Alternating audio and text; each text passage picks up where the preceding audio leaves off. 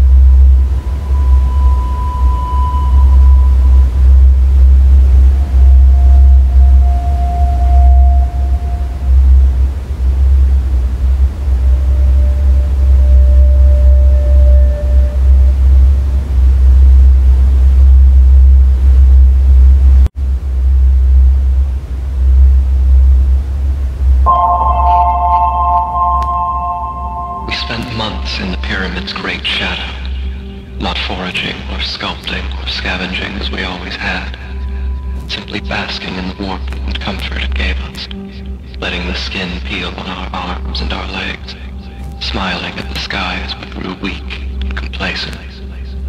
We did not hunger, nor did we thirst. When the sun would set and the elders would light fires by which to see, I would hear them joking that the pyramid was like a new mother, brought up from the sand to cradle us. These words unnerved me.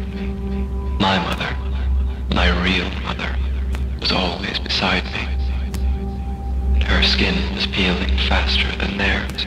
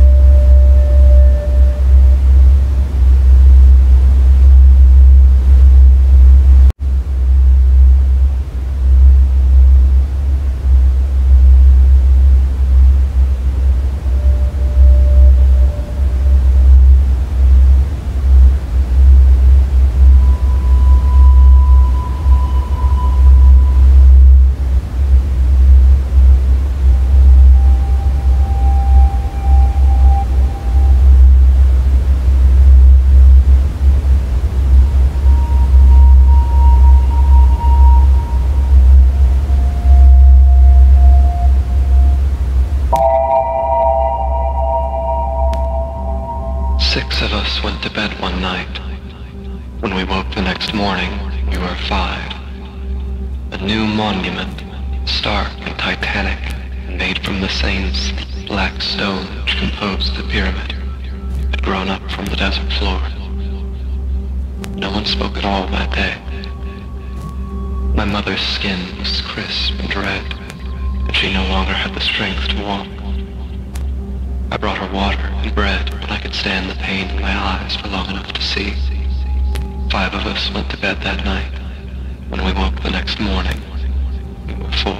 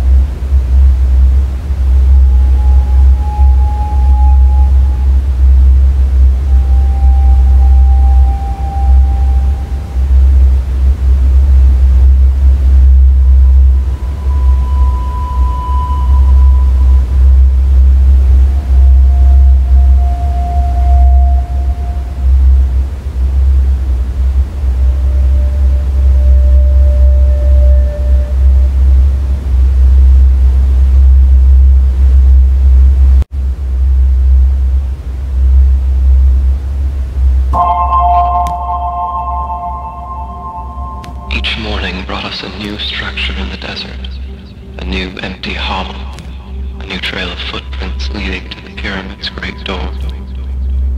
Those of us who remained would go to the pyramid, stare at the door for long hours, pushing our hands and shoulders against it, but it would not move. Some nights I dreamed of the sound of grinding stone, the shuffling of footsteps, and an unbearable light. But if ever I woke, I would see nothing. There is nothing to be afraid of, my mother would lie without prompting, while cloudy fluid wept from her eyes. She knew what there was to be afraid of. What she meant was that there was nothing we could do.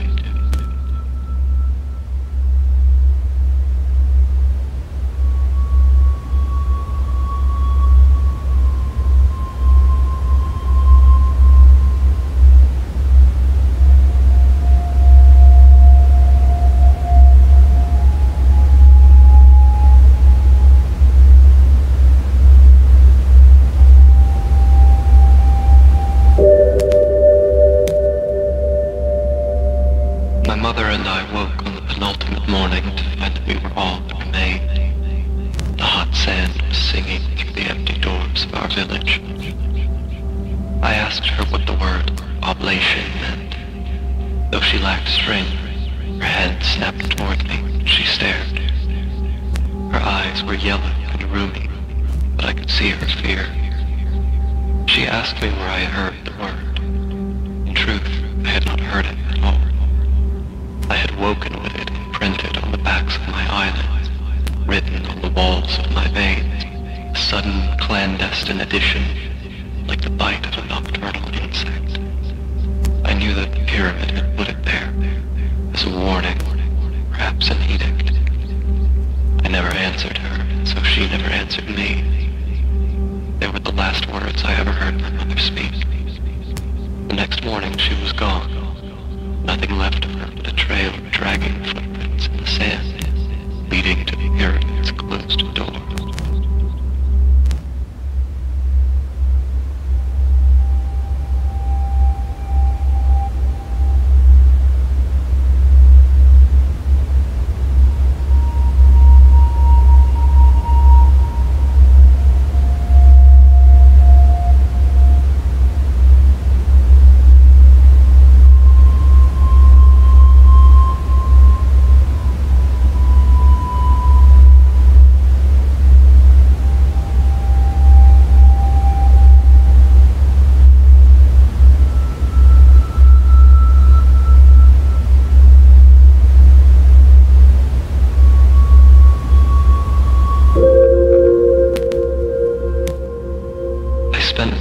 Was my final day walking to each of the black structures, pressing my hands and lips against their cold stone, wishing them goodbye.